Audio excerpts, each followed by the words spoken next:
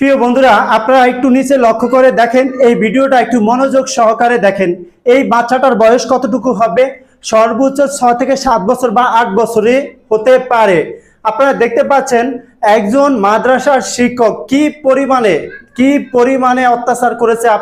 তার ফাঁসা থেকে শুরু করে পিঠের পর্যন্ত এমন দাগ বসিয়েছে, অন্য অন্য স্থানে মারে নাই।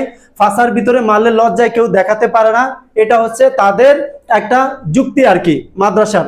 আপনারা বলেন আমি মাদ্রাসার বিরুদ্ধে কথা বলি, বা যুগে যুগে হাজার হাজার প্রমাণ আপনাদেরকে দেখাতে পারবো।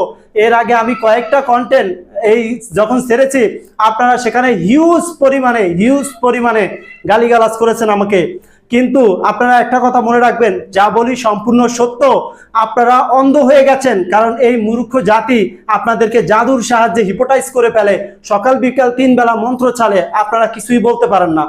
আপনারা এই যে দেখেন, চিন্তা করে দেখেন, এই ছোট্ট বাচ্চাটা কতটুকু অপরাধ করতে পারে। হয়তো একটু পড়া পারেনি।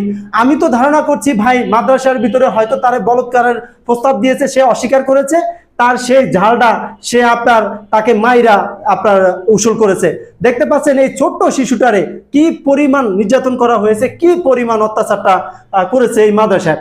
আমরা সবসময় বলে আছি, মাদ্রাসায় যারা পড়াশোনা করে বা যারা পড়ায়, তারা দুইটাই মানসিক প্রতিবন্ধী।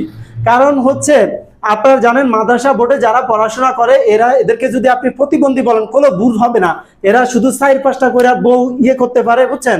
আর পৃথিবীর বাইরে যে অনেক কিছু প্রয়োজন আছে, সেগুলো তারা প্রয়োজন নাই। তারা পারে শুধু বছরে বছরে জন্ম দিতে, আর মনে করেন ঘন্টায় ঘন্টায় মানে বিয়া করতে। এছাড়া তাদের কোনো ট্যালেন্ট নেই, তাদের কোনো যোগ্যতা নেই।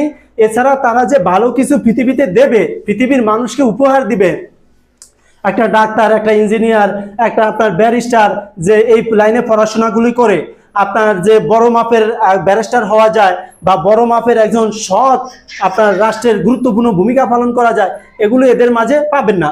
এর একটাই কারণ, সেটা হচ্ছে এরা মানব সভ্যতার সাথে মিশতে পারে না। এরা মাদ্রাসার ভিতরে ফজরের আজান থেকে শুরু করে আপনার পড়াশোনা শুরু করে রাতের 12টা-1টা পর্যন্ত। ভাই, এটা একটা জীবন হতে পারে না। আপনি পড়াশোনা করবেন, পড়াশোনার সময় পড়াশোনা করবেন, লিমিট করে দেওয়া উচিত।